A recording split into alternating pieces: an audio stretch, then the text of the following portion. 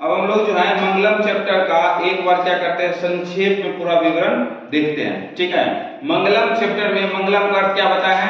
कल्याणकारी या शुभ ना, दोनों चीज हो सकता है।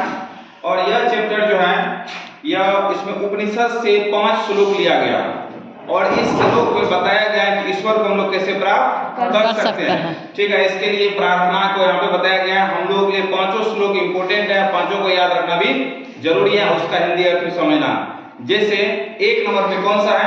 हिरण्यपात्रेण तत्त्वं पुरुषं पावरेणु सत्य धर्म दृष्टि। इसका अर्थ क्या बताए थे? सत्य का मुख हिरण्यमय पात्र से ढका हुआ है। अगर हमें सत्य की प्राप्ति करना है तो हम लोग को मोह माया को त्यागना पड़ेगा। और पहला जो श्लोक है ये किस उपनिषद से लिया गया है? ईशावास्य से उपनिषद से लिया गया है।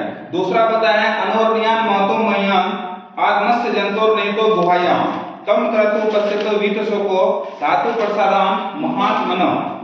और इस श्लोक का अर्थ हो गया कि हम लोग जो है, हम लोग का जो आत्मा है ना वो महान से महान है और सूक्ष्म से सूक्ष्म है, अणु से भी छोटा है ना।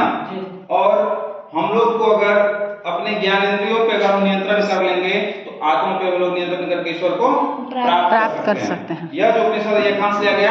कठोपनिषद से। तीसरा बताया है सत्यमेव जयते नानृतम सत्येन पंथा विततो देवयान येना ग्रंथऋष्यो व्याप्त कामा यत्र सत्यस्य ब्रह्म निधानम।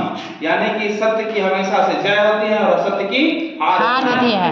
हम लोग को सत्य की प्राप्ति करने के लिए क्या करना पड़ेगा? सत्य की मार्ग पे चलना पड़ेगा। प्राचीन समय में ऋषि मुनि लोग सत्य की मार्ग प्राप्त करने, ईश्वर को प्राप्त करने के लिए सत्य की मार्ग पे चलते थे। और तीसरा श्लोक जो है ये किस उपनिषद से लिया गया? मुंडक उपनिषद से लिया गया है। चौथा बताया है यथा नद्यस्य अंतमानः समुद्रस्थं गच्छन्ति नाम रूपे विहाय तथा विद्वान नाम रूपाद्युक्त पराक्रम पुरुष व्यक्ति दिव्यम। जिस प्रकार से नदी जो है अपना नाम और रूप को छोड़ करके समुद्र में मिल जाती है, ठीक उसी प्रकार से विद्वान पुरुष जो जानकार लोग होते हैं वो ईश्वर में भी इस प्रकार से जाते हैं, वो अपना नाम और रूप को छोड़ देते हैं। और ये चौथा उपनिषद कहां से लिया गया है? मुंडक उपनिषद से चौथा श्लोक को लिया गया है। ठीक है, लास्ट हम लोग का है 5वां वेदाहमेतम पुरुषम महांतम आदित्यवर्ण तमसा प्रस्ताव तमे विदितवाति मृत्युमेति नान्य पंथा विद्यते अयनय। 5वां जो श्लोक है इसका अर्थ हो गया कि मैं उस प्रकाश रूपी ईश्वर को जान चुका जो अंधकार को विनाश करते हैं और मैं जो हूँ अब मुझे जो है अपने जीवन में मृत्यु से कोई भय नहीं है। मैं पूरी तरह से ईश्वर में विलीन होने जा रहा हूँ। और ये 5वां श्लोक कहां से लिया गया है? श्वेताश्वर उपनिषद से लिया गया है। क्लियर हो गया ये चैप्टर? जी। हम लोग इसका क्वेश्चन आंसर कर लिए हैं। बहुत बहुत धन्यवाद।